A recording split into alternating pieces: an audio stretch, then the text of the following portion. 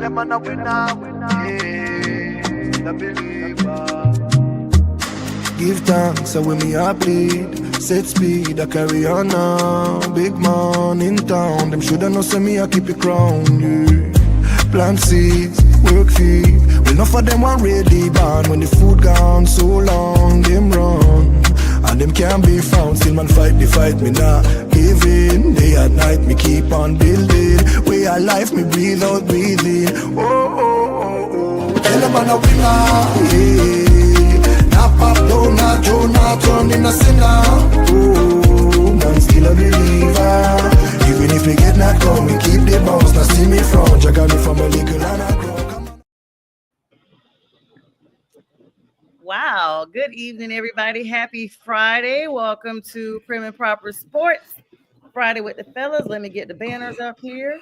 I hope you guys are doing great today. And thank you, everybody, for all the likes, loves, and shares. And shout out to you, TRILLA. Great new theme song. I love it, love it, love it. Love the way you incorporated some of the old with the new and all that good stuff. And of course, I'm SONJA, joined by JTRAIN and TRILLA. How are y'all doing tonight? It's a long day. Definitely a long day. Definitely a long day. Let me pull these banners up. TRILLA, I thought you had them ready to go. I'm sitting here like looking for them. All right. So you guys make sure you download the Roku app and follow us on National Streaming Sports. Cost without the cost of cable, of course, 24/7 Sports.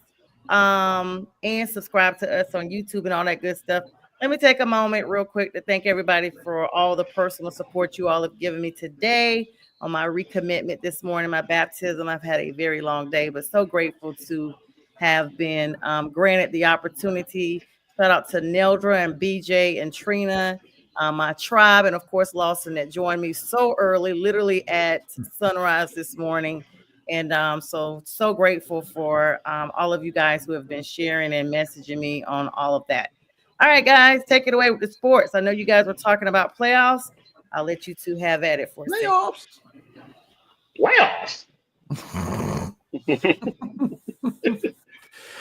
So right now we have the Indiana Pacers and the OKC. I can't talk today. Oklahoma Thunder are playing, and the Pacers are winning right now 27-24, 3:41 left in the first quarter. Pacers lead the series 2-1. They came away with a win the last game. They played really well. And JTRAIN made me eat my words, thinking of winning 5. But you know what? After seeing Indiana play that game, though, it probably goes 7 games, but I'm giving this edge to Indiana. I really think they're going to squeak this one out over OKC. Oh, they're playing some pretty good basketball, man. I think it's inevitable. That's what it is. Well, you got to give credit to their coach. Carlisle has the experience. He's been there in 2011, defeating the mighty Heatles in their first NBA title bout. And he seems to be doing the exact same thing he was doing. I mean, you got guys, those underachievers, or as Shaq says, the others. You got the bench players that are coming out and shining. And you look at, they had 19 turnovers on that last game, but they had 19 turnovers, but they were able to capitalize and score points, unlike OKC, the previous game, the first game when they had 25 turnovers, but it could only score 11 points. So this is something I got to go in 7. I got to stick with my pick with OKC winning in 7, but I'm not surprised if Indianapolis. Well, none of us can talk tonight. If Indiana can pull it out in 7, and this is a great thing for both teams, obviously, because they both once been to the finals, one in 2000 for Indiana and one in 2012 for OKC, and neither one pulled away the victory. So somebody's got to win this series, and it might be Indiana. I've definitely been saying the entire time it was going to be Indiana. I don't know about the amount of games, but I just felt like, I've been kind of joking around about setting the pace. I feel like they've literally set the pace for their entire playoff series. And let's be clear, it's already statistically proven that whoever owns game 3 usually goes on to win the championship. And so us all, well, at least myself and B Strilla being from the East, definitely rooting for the East on this one. I mean, JTRAIN, of course, lives here now. So of course I'm sure he's, who you got? You rooting for the Pacers as well, JTRAIN, or you just feel like they'll actually be able to pull it out? No dog in this fight. I just like seeing a good series, and I think contrary to the ratings that they're getting, whoever's not watching the game, they're missing out on a good series. It's a really good series. I think it's evenly matched. I like seeing good basketball. I don't, like I said, I don't have a dog in this hunt. I just think, or in this fight, I just think that I'd like to. I don't like people shutting down in Indiana as if they weren't any good, or they were like slaw coming in here, and they're not slaw. They're really a good team, and so I think, and they're up 2-1, and whoever wins tonight will go on and win the series. Whoever wins tonight will go on and win the series. I think if Indiana wins tonight, they're winning the series. Good evening to you, Richard. I'm sorry. Good evening, Richard. Thank you so much for joining us. Yep, Friday the 13th. So he's turning in early. Plus, we got an 8 o'clock show. That 8 o'clock show is rough, y'all. I'm gonna be honest. Like waking up on a Saturday like that is like, okay. And what's up to you, Monkey? Good to see you both. And of course, Genzer, thank you guys for joining us tonight. I'm sorry, B Strilla. What were you saying? I was trying to greet people as they were coming in because I thought it was a moment. Well, I feel that if OKC wins tonight, which I think they will, because they never really lose 2 games in a row. They haven't been doing that at all this season, a couple times. But if they win tonight, it's still going to be a tight battle. I still think it goes 7. If Indiana wins, how the 6 might change to them. So we're winning in 6. But we'll see. I mean, it's a tight game right now. As far as 30-31, 1 point. First quarter game just started. 1 minute left in the first quarter, but it went like that their last matchup, tit for tat, the entire game. And like I've saying, Pacers are not giving up. So this is truly going to be may the best team win. No pun intended, literally. Mm-hmm. And of course, you got the NHL news. Of course, those playoffs are also going on. The finals: Florida Panthers, Edmonton Oilers. Panthers what are they looking to put this one away, or did they put it away last night? The Florida Panthers. Oh no, Edmonton came back from a 3-0 deficit and won in overtime 5-4. Edmonton was hungry last night. Yep. They played a lot better than they played the first game. The first game in third game. Florida. That third game with that 6-1. Yeah, that just 6-1. Yeah, they were playing all out of sorts. I don't know what team that was they came there to play, but they wasn't the Edmonton Oilers at that time. But yeah, they came in there and they took care of business. The series is tied 2-2, even though their wins have come in overtime. And that's the kind of thing that's concerning to me, because if you're just winning, I mean, a W is a W at the end of the day, but at the same time, you're barely winning the games. You have to win in overtime to win. And Florida's already showed you they can dominate a game. Mm-hmm. So, I mean, I like Edmonton. I want Edmonton to win because they're a Canadian team, and a Canadian team needs to win. It's been a long time, like 30 years since a Canadian team has won the Stanley Cup. I mean, hell, that's where hockey came from. So let's give it to Edmonton. I want them to win, but I don't have no dog in this fight either because I'm a Red Wings fan. So, but it's gonna be a highly this could go 7. I'm thinking 7. Yeah, I do. I really believe that now too. I mean, it could really go either way, especially with them coming back 2-2. Tied series is always giving them a little bit of juice. Leon Draisaitl scored the overtime winner last night in that game, and he was the savior. And then you got, of course, Connor Hellebuck, first goalie since 2015 to win both the Hart and Vezina trophies. Big guys that are playing and coming up when it's necessary to keep both of their teams relevant. Mm-hmm. Yeah. Reinhardt's been playing pretty well he's been picking his game up for Florida. So these are the things that you got to watch. And when these players from Florida start picking up their game, and like right now they're basically on cruise control. They have their share of scoring, but as Sam Reinhart and Matthew Tkachuk, they start picking up their game a little bit more. They have Florida is deep. They have a bench. They have a third and fourth line. That's something that Edmonton doesn't have. They have a first and a second line, and maybe partially a third, but they're not as deep as Florida. And Florida has shown you that depth can kill you. And that's the thing that I'm looking at. That might be the ender for Edmonton. They just don't have the depth, and then those players get tired. It's just like with any other professional sports series. You get tired over that time. And all these guys aren't young. Majority are, but you still have your older guys out there on the ice too. So, and hockey's a very extremely stressing sport as far as physicality goes. I mean, you got to skate, you get hip checked, thrown into the boards. Got to watch out for pucks coming whizzing by your nose, high sticks, all that kind of stuff. It's a lot of stuff to deal with when you're playing hockey. Like they're unsung sports heroes to me, hockey players. Yeah, they'll be meeting up again tomorrow night at 8:00. So that's going to be a big matchup. And I really think whoever takes that game is going to take the rest of the series, because once you have a tied situation in any competition, it's kind of like the aggressor hurries and gets ahead of the curve, so to speak. And so I'm really thinking that this is going to be an all-out battle for that position on tomorrow night at 8:00. Let's see, make sure you got it.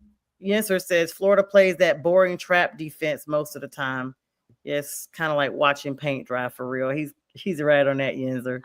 All right, guys. So that defense, but you can't say they're boring, Yenser, because they've been scoring 6 goals, 5 goals, 4 goals, 3 goals. How often do you see that highest score in a Stanley Cup playoff? But I mean, you even mentioned it was over 80 minutes of penalties. That was on Edmonton. Right, that was Edmonton, though. Yeah, but I'm saying that kind of slows the game down. If you have that many penalties, that's when to me it becomes boring. I'm like, listen, go ahead, hurry up and take your L, or hurry up and get your dub. Let's move on. That has nothing to do with trap defense by Florida, though. That has to do. I know. Edmonton being undisciplined. That's what that had to do with. Yeah, I'm talking about the boring aspect. Once I'm just like, okay, I'll check back later. But made a better team win, of course. I really don't want Florida to win because they eliminated my Canes. And but then again, I guess we're supposed to pull for the American team over the Canadian team. But may the better team win. I'll just say that. Let's move on to some NFL news. JTRAIN, congratulations. The Saints signed Cam Akers. I guess it's congratulations to a 1-year deal. What are your thoughts on that? He's got some. I think he still has some juice left. He's young. He's relatively young. He's like 26, I believe. Former second round draft pick. Florida State, I believe. Is that where he came out of? Yeah, I think so. I know he. I think so. I mean, he played for the Rams. He got a championship. Tore an Achilles, ruptured an Achilles, and bounced back a little bit. Bounced around between Minnesota and Houston. Florida State. Yep. Yep. I think he's gonna just add to a body to the running back room. I really like where we are. I like Alvin Kamara. I like Kendre Miller, former third round draft pick.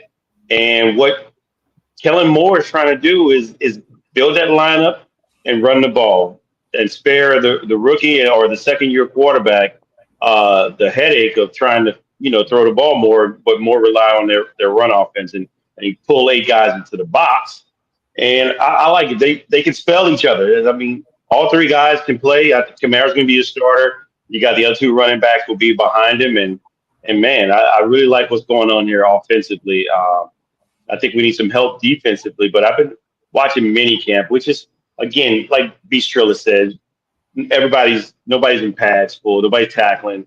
Nobody's really doing anything. So you got to take that kind of thing with a grain of salt. But Saints are not. I don't think Saints are going to be what everybody thinks they are. I think they got them projected to be at the bottom.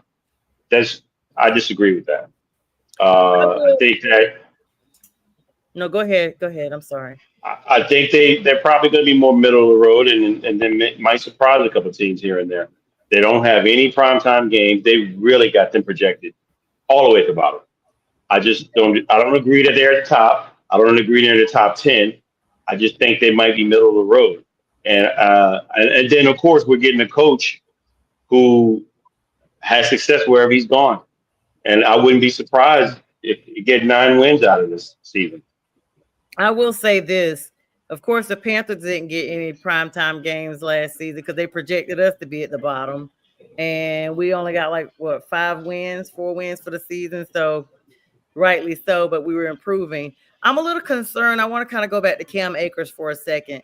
I'm concerned when I see a player move to as many teams as many years they've been in the league. And Cam Akers has only been in the league since 2020.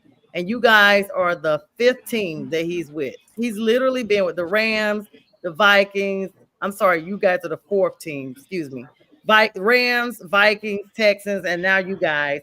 Almost in as many seasons. And I get he has had an injury, but it just makes me feel like teams are not trusting him to still bring that same type of energy and play to the team that he once did. And for him to still be young, I'm sure an Achilles is a very horrific injury to come back from, especially in his position. But he had a great season in 2022 where he had 786 yards and 7 touchdowns. And he did not only have, this is the thing that a lot of people don't realize, he had 2 Achilles injuries. So that right there has significantly impacted him. But I guess I just don't like how teams kind of gave up on him and kind of passed him along to the next team. I don't think, that they really trusted him. And I think that's why the Saints only gave him a 1-year contract. Because if you've had 2 Achilles, and I don't know if it was on different feet or legs or whatever, that is significant to come back from and be able to perform at your best. Well, that's the reason why he's been on so many teams. He's not there to start. Now, those teams that he went to, he wasn't there to start. He was to be a spellback. Now when he's with Minnesota, he was a spellback. Yeah, spellback. He's not a one that's going to start for you. He can in a pinch if your running back goes down, but they're not counting on the running back going down. They're counting on him just being a spellback. In fact, the running back that you got behind Kamara is who? Kendre Miller.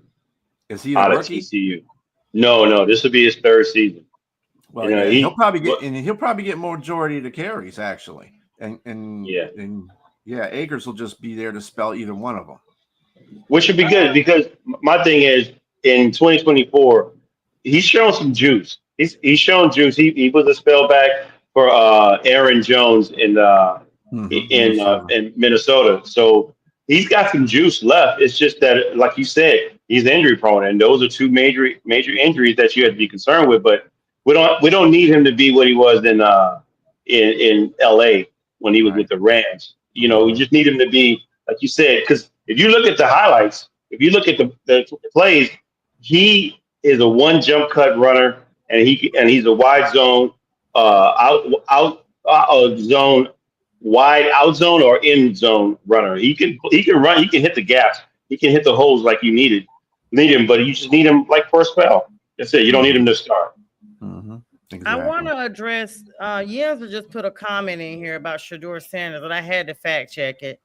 He said Browns fans track made up stats for Shedeur Sanders at minicamp.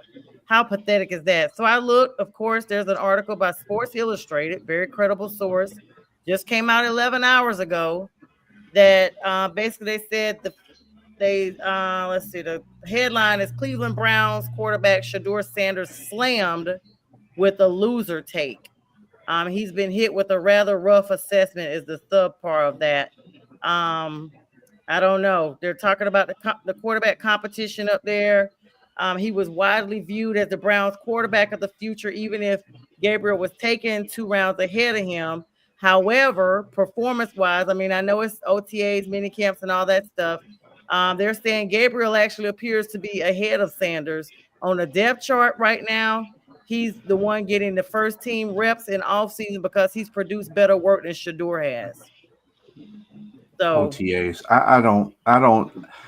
Anything that has to do with OTAs, I don't throw a grain of salt like Jane. I do not well, throw a if grain it's of a salt rookie, at. you got to though. You got to when you got 4 quarterbacks competing. Not necessarily. No. Yeah, I think you mean Training camp is camp. what's going to Training camp. show that stuff. And Yeah, and when they so got pads what's on, when they're mini actually training making camp? a What's plan. going on now with these? There's no pads, no defensive lines charging the quarterbacks. Everybody just standing there free for all. I'm playing touch football. You don't touch the quarterback. You don't really touch them in practice, but you let them know that hey, I'm coming at you, and you can tell if it's a sack or not. And so yeah, that's when it really starts to show itself when it's live action. Mm-hmm. When they have to play other teams too in that live action, you know they do their practices with other teams, and it gets chippy. You'll see the competition rise. So we'll see in training camp. OTAs are not a measurement by any means. Yeah, but I just had, you know me, I'm gonna bite it, whatever, just to make sure. Because you just, well, I mean, after all, Shamar Stewart left camp over contract. He's like, I'm out. Let's talk about this. That's crazy. Let's talk about that. You left. Now, you left. What I will say, I don't blame. And mind you, he's got 4.5 sacks total per production, but he was still drafted by a team that thought they can get away with something here. The Browns are a little sneaky. They're a little sneaky. They try to do a little bit to Trey Hendrickson. I kind of agree with them with the Trey Hendrickson thing, but at the same time, this has just been going on. Jesse Bates, he left because of trade disputes. Carson Palmer, just a lot of stuff with money. The Bengals are just who they are. Who they are. And unfortunately, there's some verbiage that they put into the contract that says that even if Shamar Stewart were to do an illegal hit, they could take guarantees away. I don't blame him. I don't want you taking my guarantees over something. I need my money just to be my money. Pay me. Don't try to take anything. Just try to sneak around. You drafted me at number 17 overall, Bengals. Don't bungle around. Pay me my money and let me go on and try to produce and show you that I'm worth the 17th overall pick. Other than that, they're trying to get over here. And I don't blame them. That if that's the case, that they're trying to take that verbiage and put it into the contract that we can take guaranteed monies away in the future if there's something we don't like about you.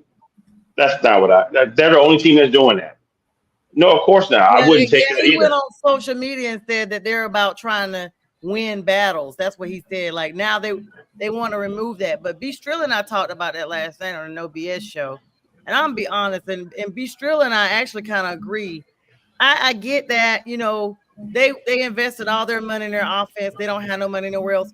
But this guy has not played a down in the NFL. You have all these points and stuff, and kudos to you in college. But to come in making demands and you haven't even made the practice squad yet, they've not finalized their first round of cuts yet. And you're already saying I'm out, then I guess you need to be out. There's somebody else at home that would love to be where you are. I just don't the guarantee. I'm sorry, B. The verbiage though in the history of the Bengals is what makes me a little alarmed here. Mm-hmm. At first, I thought what you thought. I think like, well, wow, why is this guy? He don't have no production in college.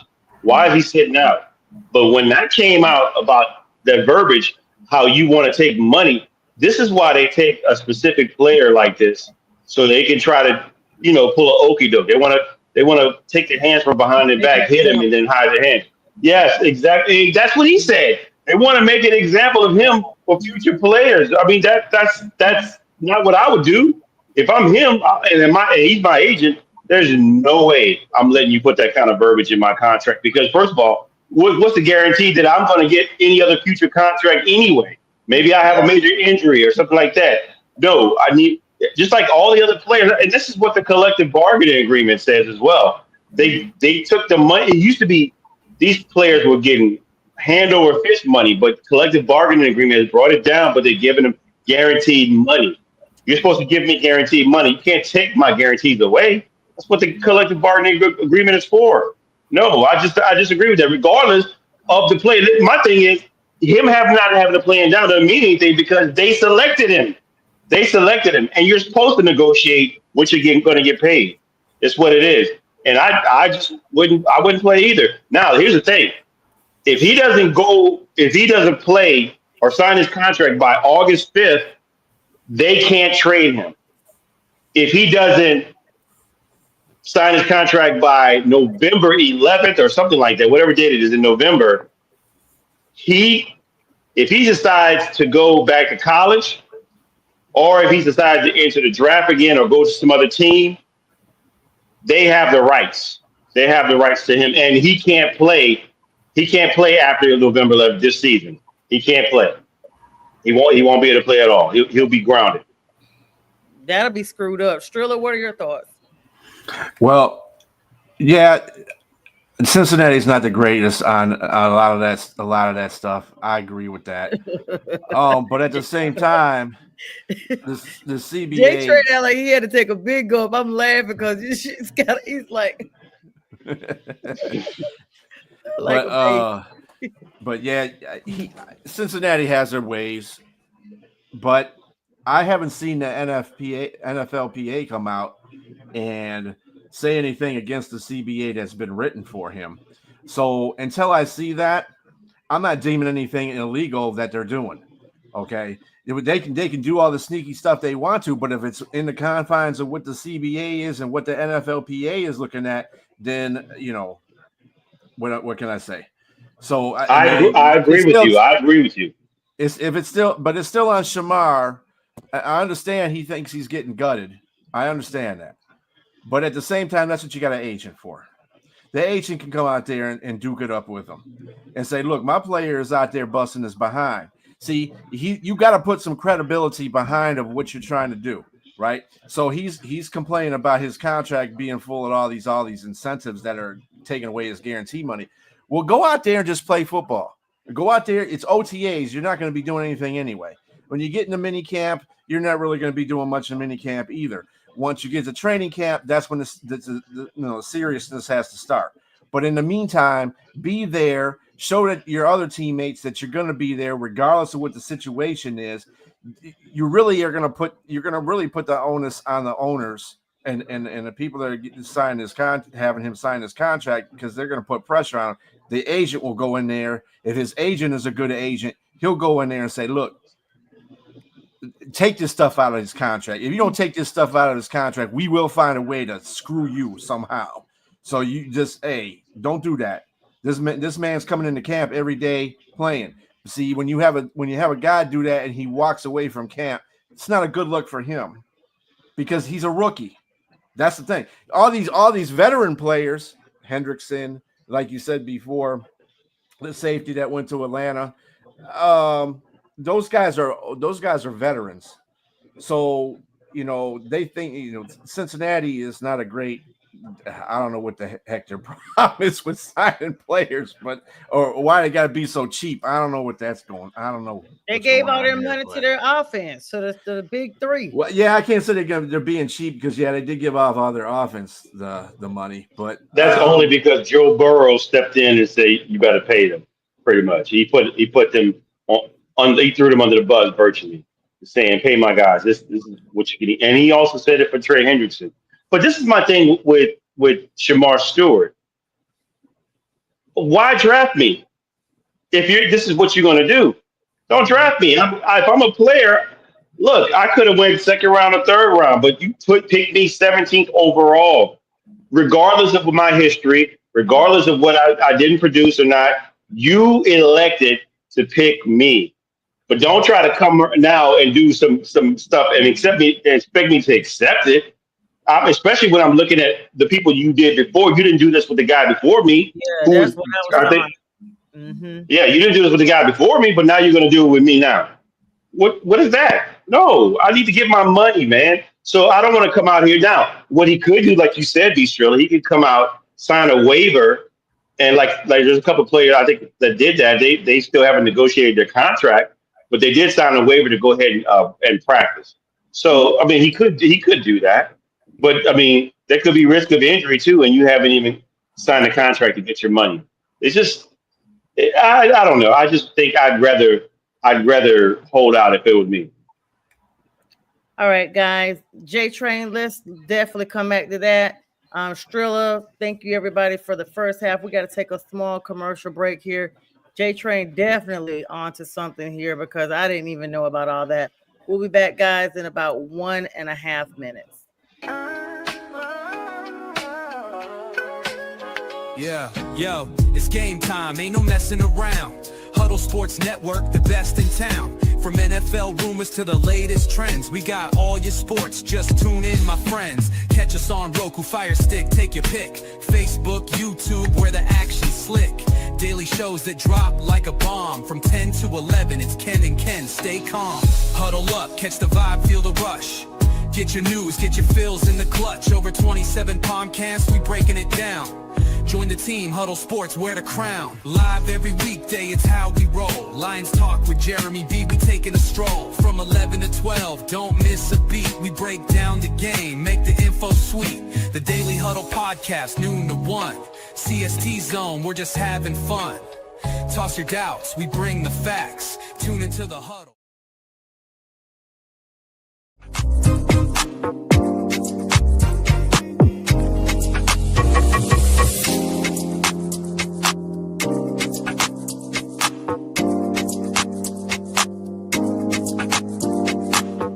Introducing National Streaming Sports, live and on-demand sports talk programming that you can access 24/7. For the premier sports talk experience, tap into our Roku channel.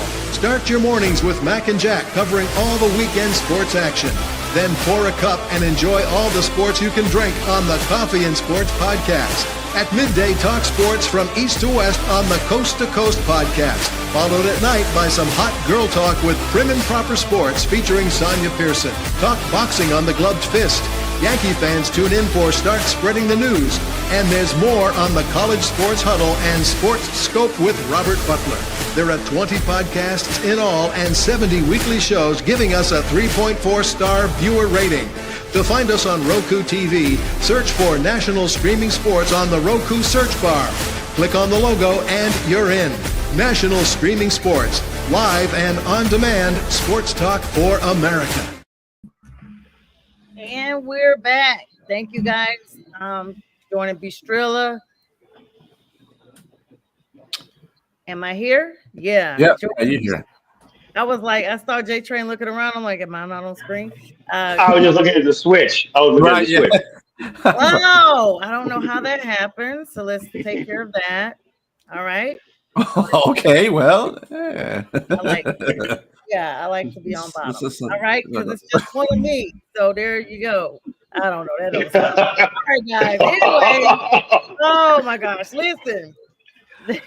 You just went through a baptism. That went south real fast. I can't even fix it. So sorry. All right.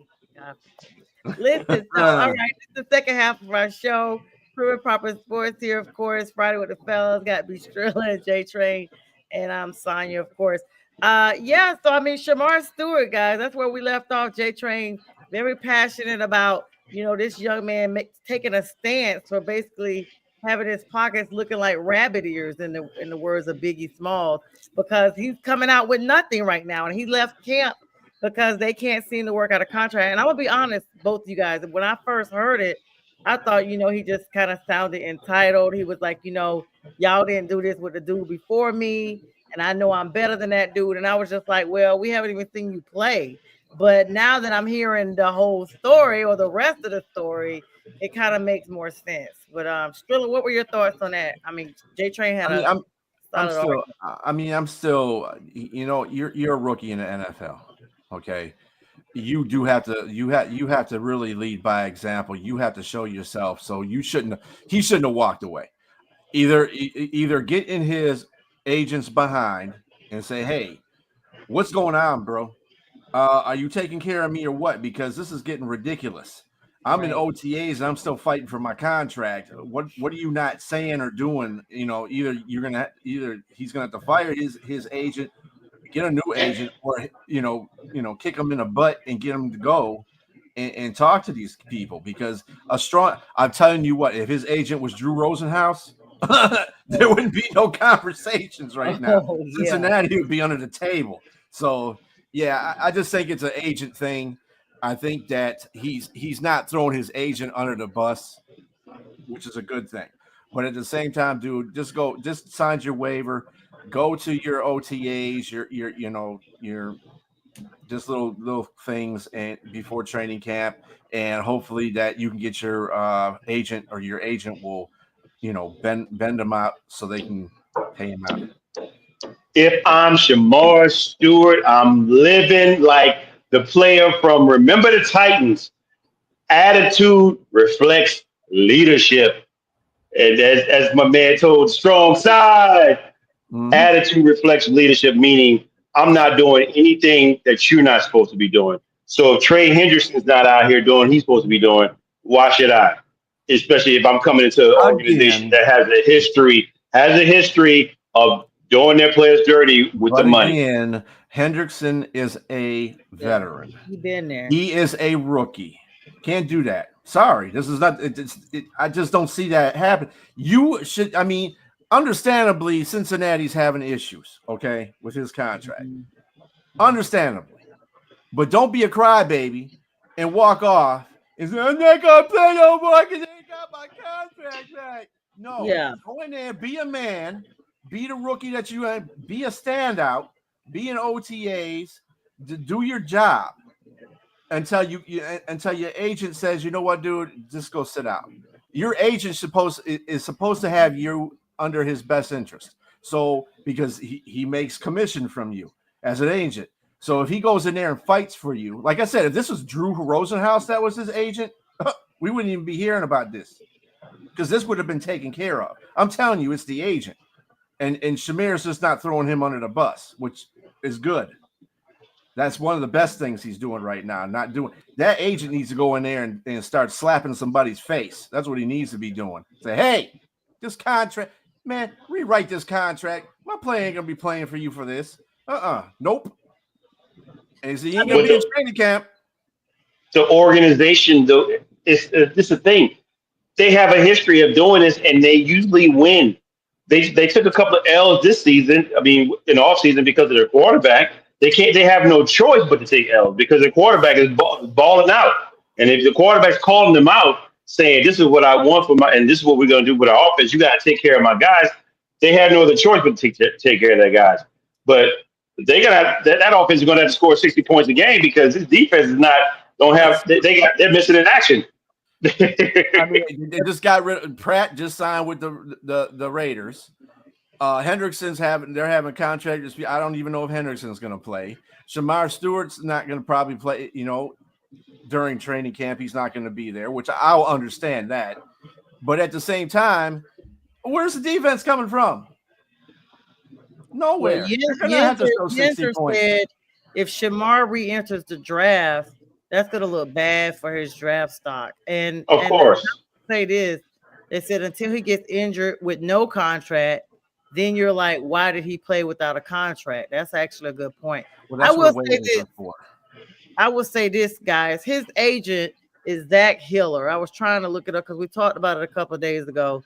From a group, the agency's name, they usually use the acronym, but I found out what the acronym. Y'all are gonna start laughing when I tell you what the acronym the name stands for. So it's LAA Sports Agency, and LLA stands for Loyalty Above All Sports Agency. If this don't sound like a Rudy Poo neighborhood corner agent, and I don't know who this dude is. I don't think he even represents anybody else. But this is the thing. Shamar, just like I said, it's like you go to a job on your first day and you see somebody that you know don't come back for an hour for lunch. and everybody else comes back an hour. But this person's been there 10 years and it's just what they do. And nobody says anything to them because they've put in their time. If they want to take 15 minutes over, who's going to tell? You can't come in as a new employee and just automatically start saying, well, I see him taking an hour and 15 minutes, so I'm going to do an hour and 15 during my 90 days of probation, mind you. This is what's happening with Shamar Stewart. And if I can't take this hour and 15 minutes, then I'm just going to go home and hopefully they won't fire me. No, this is exactly what's happening.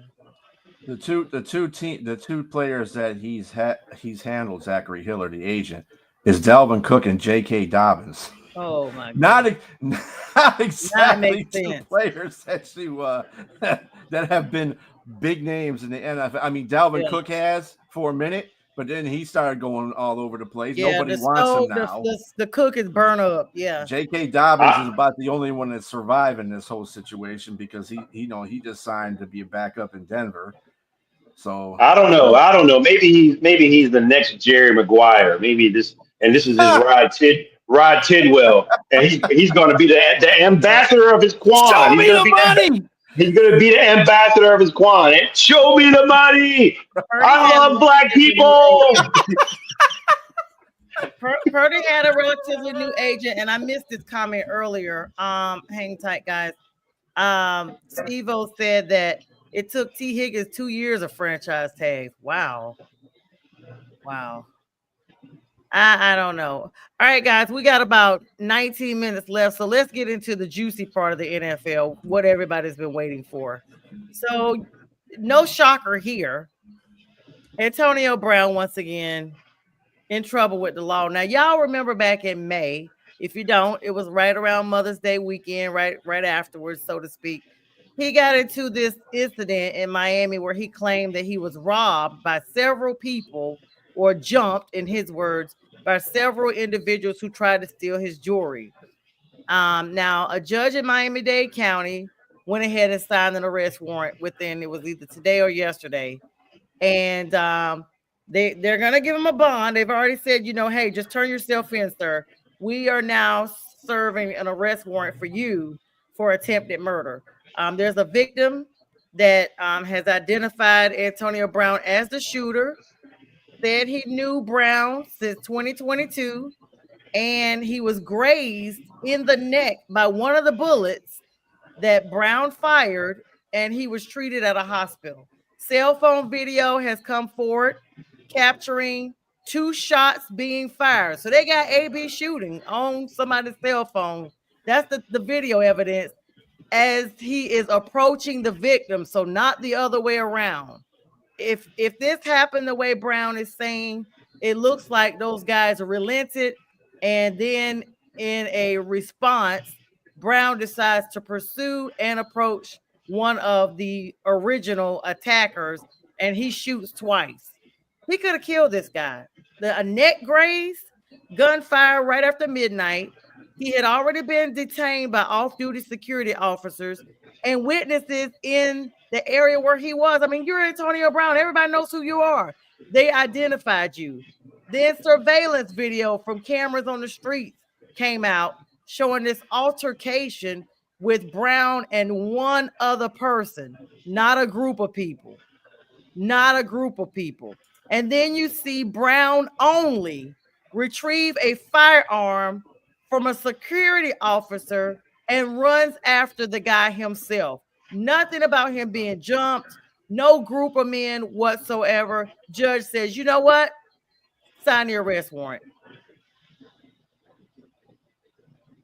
I mean, are you surprised? I'm sure the hell not. Well, I mean, there is video footage where he did get jumped, right? But all this happened afterwards. I saw the video footage of him getting jumped. How many men was it? It was more than one. It was definitely more than one. It was getting jumped. But my thing is, it still happened afterwards. So it still happened. It's just like the situation with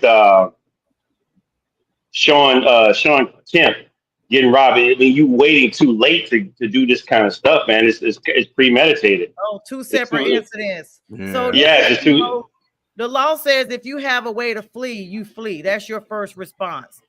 Your first response is you fight or flee in that moment. If you have an opportunity to flee and retrieve something else, then you had an opportunity to get away. So that's what y'all are saying is happening here. Yeah. Absolutely. So yeah, he waited too late to do it. I mean, he didn't have it wasn't right off the bat because it got broken up. They separated him from them, but then he wanted to retaliate. That's pretty much what it was. And he hit. If that's true that he hit the guy's neck, and man, he's in trouble. 2 shots, and they said one grazed his neck. 2 shots. They got somebody's film on there, and this is the thing: they don't even think Antonio Brown is in the United States right now. The word is they think he's on the lam, literally, because he knew that this warrant was coming down. I mean, they're giving you a $10,000 bond and going to put you on house arrest. I mean, what? I don't know. Let me just insert this in here.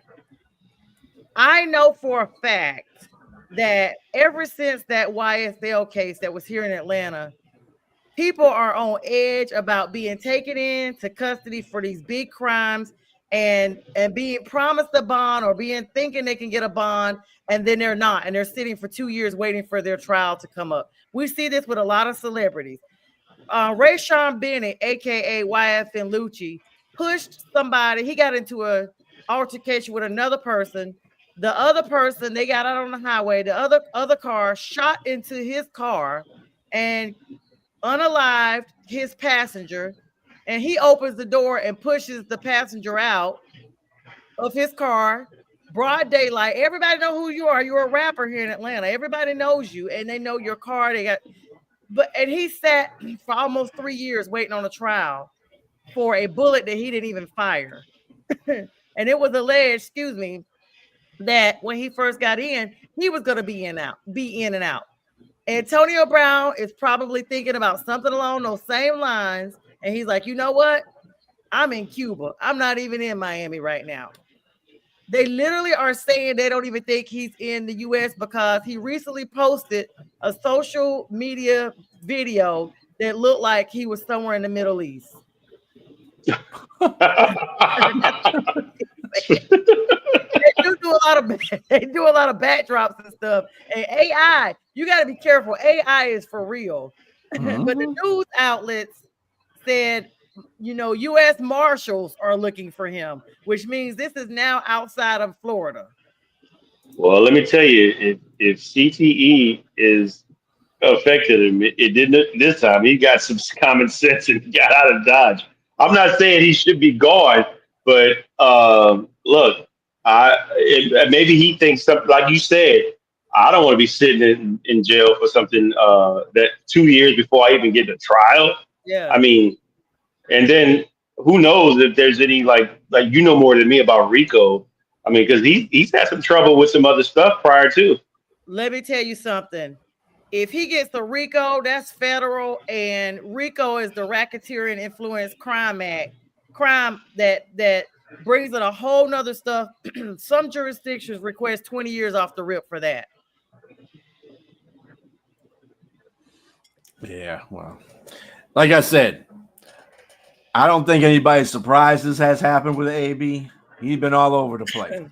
So I was just expecting this to come up one day because, he's wilding out. He's been wilding out for the last 3 years. And I was like, yep. I said, it's going to end up him shooting somebody because he's going nuts. So he's going to shoot somebody or attempt to shoot somebody and get caught on it. And he's going to be like, bye. So I just looked up. He's going to come back to the States. Yep. So I don't even, I can't be on here engaging or not engaging because of my job and because of law school. I can't ever have nobody pull a clip where I said I agree or disagree with what somebody's doing. I did look up the Florida penalty for attempted first-degree murder. So in other words, you ain't even got to take the person out. This is a level 9 offense under Florida's criminal punishment code, and it carries, if you're convicted, life imprisonment without parole, and the person doesn't even pass away. If he gets convicted of a lesser offense, which would be, say, second-degree attempted, he's still going to be facing 15 years and a fine of $10,000. And then, you may get another additional 15 years of probation. So either way, he's looking at least 15 years for the lesser of the included offense, which is second degree. So I didn't know. I heard that Florida is rough, but they tell you if they can prove that you had premeditation and a deliberate intent, just the intent, you're getting life in prison without parole. So I guess you just get the death penalty if the person passes away. That is Well, wild. let me ask you this, Sonya, since you have the law experience. Uh, I know that Florida is a stand your ground state. Would his defense, if he does come back to the states and turn himself in, would his defense try to make this a stand your ground situation? So stand your ground, from my understanding, is generally if it's involving your personal property. That's chapter 776 from Florida. You in that particular, you don't have a duty to retreat, but you guys have already said he retreated. That's the issue right there. He left and came back. He fled and instead came back. If the altercation was still ongoing, that's when stand your ground comes in, because he has to have a legal opportunity to be able to retreat. But if he did not have to, then he's not legally bound to have been forced to retreat. Like if he decides, like, I'm not going to run, I'm just going to fight my way out of this, that's when stand your ground comes into play for him. But because he left, went home, made himself a manwich and some French fries, and then got his weapon and came on back, that's where the problem is. Why you gotta make a manwich? Because that's what he gonna It's a fries. With a sesame seed bun. Yes. Yes. And I'm gonna tell you this, guys. This is the thing. I know for Georgia law, you have to meet force with force. So whatever the level of force is that you're met with, that's the only force the law allows you to have as a defense. So say, for instance, these guys came in here and all they did was use their hands. He is not allowed to use a weapon to defend himself unless it's a group of them, like he said, but then there's no surveillance. He could only meet hand with hand. He can't, like they say, he can't bring a knife. He can't bring a gun to a knife fight, the opposite of what people say. Then he has justifiable force if he felt like he himself was in imminent danger of being unalived. Now, him being robbed, did he feel like he was being unalived? Right. You gotta ask AB. Not at that time. If the footage is, from what I saw, two separate moments. I agree with what you both are saying. If it's two separate moments and he shot that guy, and later on, it looks like premeditation. And so, yeah, he's in trouble if that's the case. It's kind of like the pop the trunk law. I'll be back. I'm popping the trunk. I'll be back. Yeah, literally. This user said, I speak for all Steelers fans. We do not claim AB. Let me just tell you something. And someone else, I know personally, I had a cousin, unfortunately, that was unalived when I was in college. And he had gotten into an incident in our neighborhood with someone else. And that person left the park and went, I guess, to their house, which was in the area, and came back with a weapon and unalived him on the spot. And he was convicted. That's murder. Yeah, that's homicide. You left. And so it's the same thing. If you leave the scene of where an incident occurred, and the law tells you, if at all reasonable, you have an opportunity to flee rather than unalive somebody, you are to flee. Like a reasonable person. Like if me or you say, okay, you know what? I'm AB. I know I could outrun these dudes. Then that's what you better do. And the whole world knows he's AB. And that's the thing that's going to work against him. You're not just a lay person. You are a trained, even though you've been out the league, you are trained to run. And the fact that not only did he just leave, but then left and came back, and you shot at this dude twice.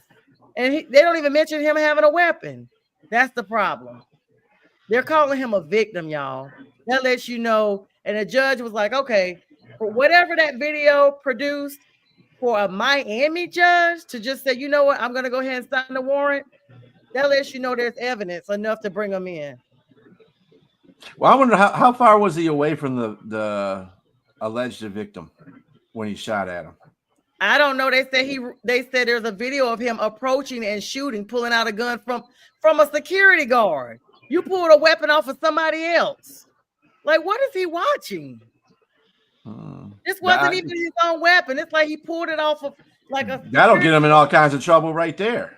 Yeah, They said that he was being detained, and in I guess that moment of being detained, he snatched a weapon. Sir, you are literally unhinged. You've been watching too many BMFs or something. Power. You've been watching too many. So nobody's claiming him. Oh yeah, maybe he has it. There's a comment. He took the security guards. See, told you. Oh, he in trouble. Yep. I mean, yeah, and then you. The reason why I asked how many feet away he was from the victim, the alleged victim. I mean, you shot twice, dude, and you didn't. I'm not trying to make light of the situation. I'm not. But dude, you didn't hit him, but you grazed him once, and you shot at him twice. Mm-hmm. I want to know what distance you were when you tried to shoot at him, because that could work against him in the court. I mean, that can work with him in the court of law, because it's like, well, he was right on him, and he could have shot him point blank, and unalived him right there. But at the same time, he missed and he grazed the guy. The only thing is he grazed the guy. So that's basically harmful intent. So let me give y'all the rundown, because I just pulled up the article. We might have to go a couple minutes over tonight, but just a couple, y'all, because we got, this is my alley. NFL and the law all in one, yes. And we ain't even talk about Jimmy Ward yet. No. Altercation and fight. Surveillance video of an incident shows Brown punching another person, which escalated into a fight. They don't say nothing about no robbery. They said he got into a verbal altercation and he threw the first punch with several individuals. They got video surveillance. And then security got involved to try to break up the fight and, quote, regain control of Brown. During the scuffle, the arrest warrant states Brown appears to retrieve a black firearm from the right hip of one of the security officers during the scuffle and decided to let off the firearm. After obtaining the weapon, Brown ran after he broke free from the security guard and ran after the person that he started the fight with, and cell phone footage is showing him running and shooting towards the victim. These incidents are detailed in the arrest warrant. So this don't sound like no robbery at all. Yeah, they said a verbal altercation. Yeah, he's effed. He comes back here, he's going straight to jail. Without the he's gonna drop the. Do not pass code. Do not pass code. Do not collect $200.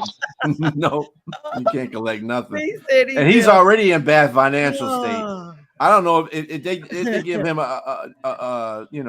they give him some kind of bond or something like that. I don't think he's gonna be able to meet it. $10,000. They're gonna give him house arrest if he gets caught. Oh no, house arrest is beyond over. He's eluding and fleeing. They're just telling him that, guys. I don't believe this. I believe they're telling him that to get him in, and and because it's just too much. They're circulating it, and this happened on May 16th outside of a boxing event. I guess he thought he was gonna box after the event. Nowhere is anything talking about him being robbed, JTRAIN. So where's his defense? Where is his defense? Mm-hmm. His defense is in his plane ticket that he spent to wherever he went. He linked up with that. He linked up with that thing. He linked up with this same dude out of Florida that they got him arrested for taking 120 flights for posing as a flight attendant. The feds are looking for him because he took 120 free flights posing as a flight attendant just to get free trips. I'm like, how? We about to watch Bounty Hunter, Dog the Bounty Hunter. He's about to be on the case Trying to get AB. Yeah, so you Dog guys bounty heard it hunter here in first. Saudi Arabia. Our jurisprudence overview. But of course, let's put it out there. No, everyone is presumed innocent until found guilty. So we are not saying AB is guilty. We're just telling you what the arrest warrant says. And none should you guys say that we pronounce judgment on him. He is still innocent. He just needs to turn himself in on this, what's been documented. Strilla, you said you had some news for us too. Oh yeah, Jimmy Ward's another guy. He decided to act like a jackass, and he got arrested at his home in Texas on family violence felony assault charges. So Ward, 33, was arrested following an incident in his home in Magnolia, Texas. Sorry about that. On Tuesday morning, including news released from Montgomery County Sheriff's Office. The assault family violence charge is a third-degree felony, according to the authorities. First time. Mm-hmm.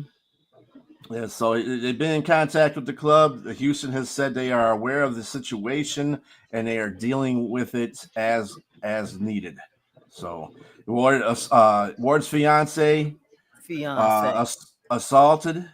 He assaulted her, strangled, and threatened her. So I know the wedding's gotta be dude. It's gotta be off. The wedding's gotta be over at this point. At least she didn't walk down the aisle. Please, there is no amount of counseling now that this is made mainstream that should make you walk down that aisle, ma'am. And I guarantee you the NFL is going to leave you some punishment against those, because ever since the domestic charges, have been around, they've changed their stance on that. Yeah, he's going to go down for a while. And what she needs to look at is the situation that happened. And no offense, Sonja, to your team, Ray Caruth. That whole situation. Yeah. She needs to, before it even goes any further, she needs to stay away from that. Like you said, that needs to be over.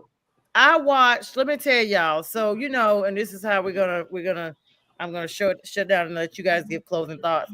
I watched a documentary. You guys ever watch something that you just know you will never forget? I wish I'd never watched it, because I was living there during that time. You hear things, bits and pieces, but you don't really think about it, because you're just like, okay, who, what? Because the team was very new then, and I wasn't super into sports like I am now.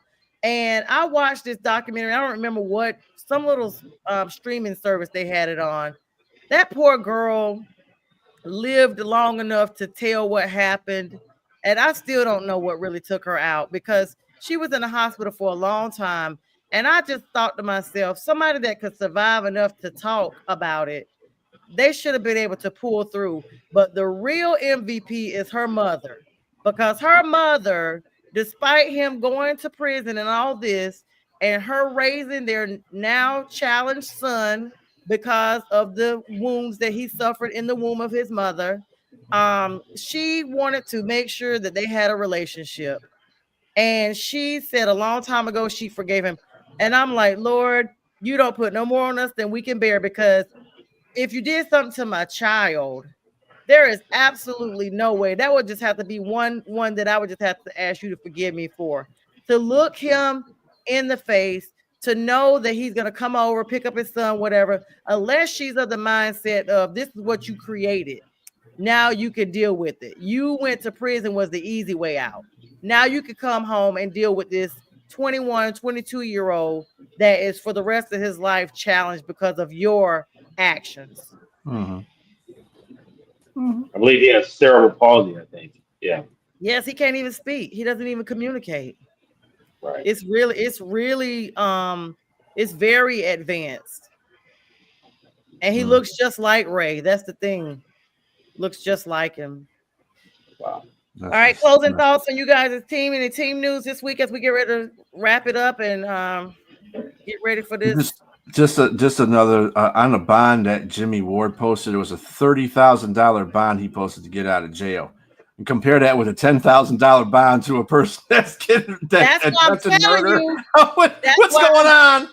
That's what I'm telling you. I don't believe it, y'all. I believe it's bait for him to come in, and then all of a sudden something hasn't been signed.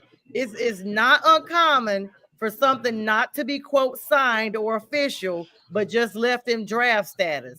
So this bond is probably in draft status, And then when he gets there, oh, I'm sorry, it hasn't been finalized yet. Oh, you don't have a bond because you took us on a wild goose chase. We've been looking for you since XYZ, and we had to come get you and get the marshals and involve all these extra forces that we've had to pay for. So there's no way. And you $10,000, that's nothing to an NFL player. Yeah, even in his financial situation, that's nothing. They give him like a $500,000 bond, though. He ain't making that one. He ain't doing that. This is the same dude that said he licked toilets on a plane, though. Oh, come on.